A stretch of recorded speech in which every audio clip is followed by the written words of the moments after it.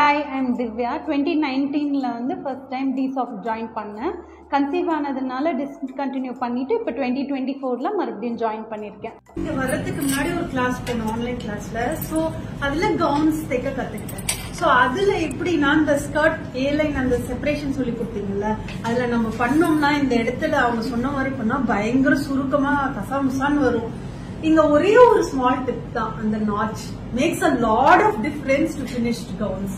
So அது பண்ணதுக்கு அப்புறம் I am very very satisfied. Okay, வந்ததுக்கு lot of people ask me, ஒரு தடவை வந்துட்டீங்க ஏன் மறுபடியும் வந்தீங்க அப்படி சொல்லிட்டு. That point no today I felt really happy now, and it's worth that. Earlier we never used to get clear ideas like how to do.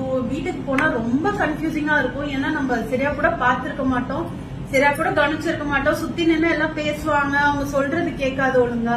But எங்க வீடியோல நம்ம தெளிவா இவ்வளவு கிளியரா பார்க்கும்போது வீட்டுக்கு போய் பண்ணும்போது இட்ஸ் சோ ஒரு விஷன் மாதிரி வரும், இதுக்கப்புறம் இது பண்ணாங்க அப்படின்ட்டு. பட் அதுதான் lot of improvements I see basically from the first time to now.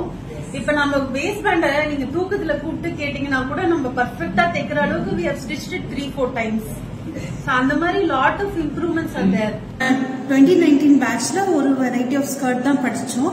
But இப்ப வந்து நாங்க நிறைய வெரைட்டிஸ் ஆஃப் ஸ்கர்ட்ஸ் படிச்சிட்டு இருக்கோம். This is more vast compared to last time, what I feel. So I'm seeing a lot of variation.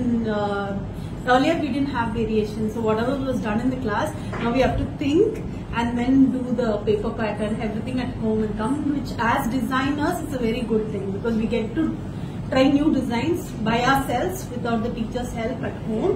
So we know that okay, we can do a lot better, or we can try out a new design that gives us some confidence. Romba clear mind, I'm very happy.